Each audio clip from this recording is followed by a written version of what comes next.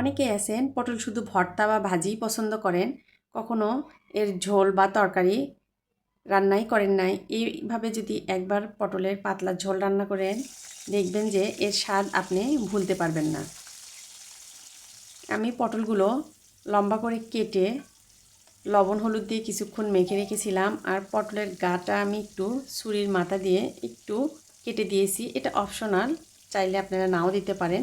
আমি এটা দেখার সৌন্দর্যের জন্য এরকম করে কেটে দিয়েছি। পটলগুলো আমি একটু তেলে হালকা করে ভেজে নিব।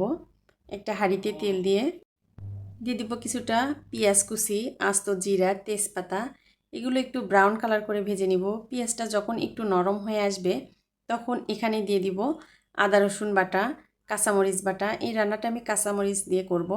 কাঁচামরিচ ভেজে ওটা আমি বেটে নিয়েছি।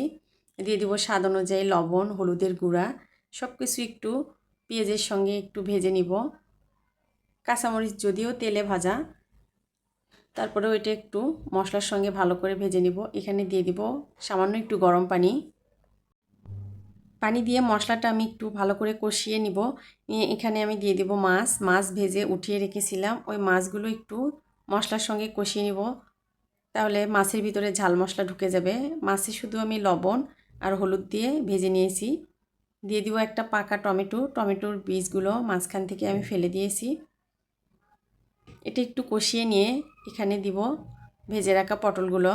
এটা দিয়ে ঢাকনা দিয়ে ঢেকে অল্প আঁচে একটু নেড়ে দিতে হবে। আমার রান্না যদি আপনাদের ভালো লাগে, প্লিজ আমার চ্যানেলটা সাবস্ক্রাইব করবেন, লাইক কমেন্ট শেয়ার করতে ভুলবেন না কিন্তু। পটল এইভাবে ভেজে রান্না করলে ওইটা খেতে ভালো লাগে। যদি শুধু শুধু এমনি ওইটা ঝোল করেন তাহলে কিন্তু অতটা টেস্ট হয় না। তবে অবশ্যই এখানে টাটকা পটল নেওয়ার চেষ্টা করবেন, তাহলে এটার টেস্টটা আরও একটু বেশি হয়। অল্প আছে একটু সময় নিয়ে এটা রান্না করতে হবে। এইরকম করে রান্না করলে দেখবেন যে যে কখনো পটলের তরকারি খায় নাই, পছন্দ করে না, সেও কিন্তু চেটেপুটে খেয়ে নেবে। ঝোলের জন্য এখানে গরম পানি দিয়ে দিব। পানিটা দিয়ে কিছুক্ষণ আবারও ঢাকনা দিয়ে ঢেকে এটা রান্না করব, আর মাঝে মাঝে একটু নেড়ে দিব। টমেটোটা দিলে এর কালারটা কিন্তু সুন্দর আসে। নামানোর আগে একটু ধনিয়া পাতা কুচি দিয়ে দিব। ধনিয়া পাতা কুচি দিলে এটার টেস্টটা আরও ভালো লাগবে। যে কোনো তরকারিতেই ধনিয়া পাতা দিলে খেতে খুব ভালো লাগে। চুলার জালটা বন্ধ করে দিয়ে ঢাকনা দিয়ে ঢেকে কিছুক্ষণ দমে রেখে দিব।